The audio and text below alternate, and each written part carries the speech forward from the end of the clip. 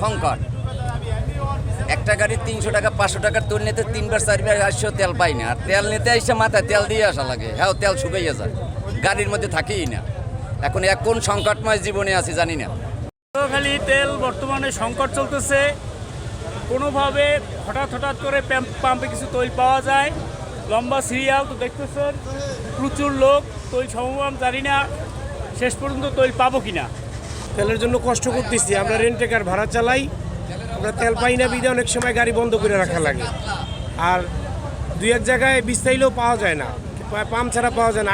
একটু আগে একবার আইসা গেছি, ভিড়ের কারণে তেল লইতে পারি না, গাড়ি বন্ধ ছিল। এখন আবার আসছি, যদি গাড়ি পাই তৈল নিতে পারি তাইলে আমরা আবার ট্রিপ মারতে পারবো। তেলের অবস্থা বর্তমানে হচ্ছে ম্যাক্সিমাম পেট্রোল পাম্পে হয়তো এইভাবে সিরিয়াল করে দিচ্ছে। তো আমরা চাই গভর্নমেন্ট যেন এমন একটা ব্যবস্থা করে আমাদের সিরিয়ালে না দাঁড়ায় যেন তেলটা নেওয়া যায়।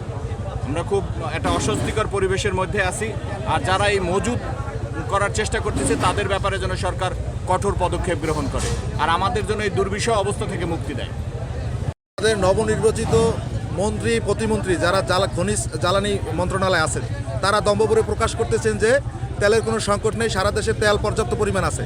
কিন্তু আপনি দেখবেন যে সারা দেশেই তেলের অনেক সংকট দেখা দিচ্ছে। এরকম আমরা এসে লাইনকে লাইন ঘন্টাছে ঘন্টা দাঁড়াই থাকি। এবং আপনি শুধু শহরগুলোতে না, আপনি যদি গ্রামে যান সেখানে দিনের বেলায় কোনো তৈল পাবেন না, রাতের বেলায় কিন্তু তৈল কিন্তু আবার বিক্রি হয়, সেটা 1 লিটার দাম হয় 300 টাকা। এটা কিভাবে সম্ভব? এগুলো তো সিন্ডিকেট ছাড়া তো হইতেছে না, ঠিক আছে? তারা বলতেছে তৈল আছে, আপনি আমি কয়েকটা তেলের পাম্প ঘুরে আসলাম, সেখানে আমি তৈল পাচ্ছি না। এখানে পাইছি তাও 2 ঘন্টা যাবত এখানে ওয়েট করতে হচ্ছে। তাহলে সরকার একটা কথা বলতেছে, কিন্তু মাঠ পর্যায়ে আমরা আরেকটা বিষয় দেখতেছি। আমার কাছে এই জিনিসটা টোটালি আনফেয়ার মনে হইতেছে। অবশ্যই এখানে বড় সিন্ডিকেট আছে, সরকারের উচিত এই সিন্ডিকেট ভেঙে জনসাধারণের দুর্ভোগটাকে কমিয়ে আনা।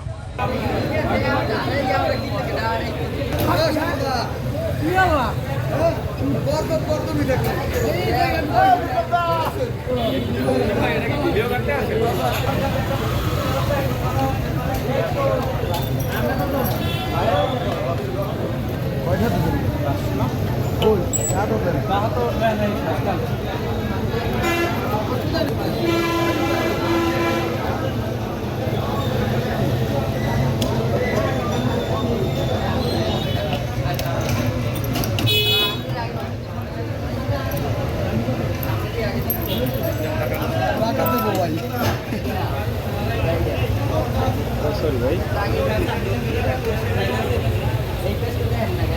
বাসটা একটু বড়।